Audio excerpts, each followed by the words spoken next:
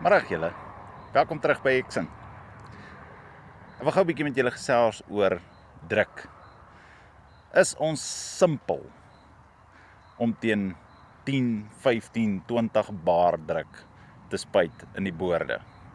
Die manne in die Hoëveld en die oop lande spuit gewoonlik teen 3, 4, dalk 5 bar druk, maar dan veroorsaak dit dat die nozzels 'n mis maak. En daai mis bereik dan nie sy teiken nie.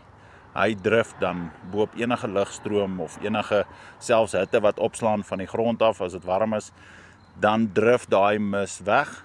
So en dan bereik hy nie sy teiken nie. So dit beteken hopelik beland dit dan nie by die beerman nie en laat dit wel nog in dieselfde land beland, maar dit kom nie by sy teiken uit. Ons met die boorde wil juis drift hê.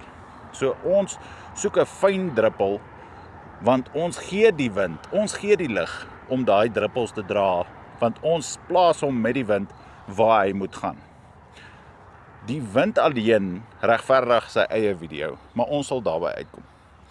So die druk waarteen ons werk, wat soos ek sê 10, 15, 20 bar is, dit veroorsaak dat die druppelgrootte wat jy deur 'n klein gaatjie jaag teen daai 15 bar druk, 'n klein druppel is. En daai druppel ry dan basies op die wind in die boom in.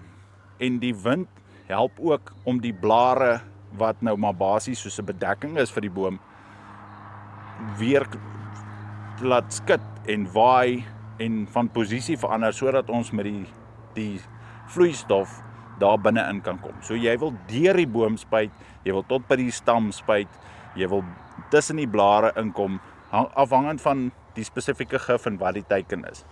So daarom gebruik ons die wind om dit reg te kry. So die wind dra die druppels tot waar ons hom wil hê. So dit is hoekom ons mal genoeg is om teen daai druk te spuit. Nou daar's 'n paar implikasies met dit, veral aan die meganiese kant en op die spuite. So jy kan nie daai druk gewone pype insit nie. So ons gebruik hidroliese lyne om daai druk te kan hanteer. Soos julle hier kan sien, hierdie is nou sommer 'n spuit wat by ons werkswinkel is. So ek gebruik hom nou sommer as 'n voorbeeld. Hierdie is hidroliese lyne wat ons opsit aan die drukkant van die pomp, sodat hy daai druk kan hanteer en ons het geen probleme nie. Nee, want jou hidroliese hardloop ons nou outomaties teen enorme druk. So hy kan dit hanteer. So die wind, soos hierdie is nou, soos ek sê, 'n spuit waarna ons werk. Die wind blaas dan weerskante van die nozzels, soos julle hier kan sien, blaas dan weerskante van die nozzels verby en hy dra dan daai mis tot by sy teiken area. So hierdie spuite, soos ek sê, wind is 'n ander argument op sy eie. Die sproei wat uitkom, moet ons dan nou dra tot waar ons hom wil hê, en dis hoekom ons teen daai druk spuit. So, interessant, baie. So tot volgende keer, gesels ons weer. Onthou om ons Facebookblad te volg en gaan like ons op YouTube vir baie meer inligting.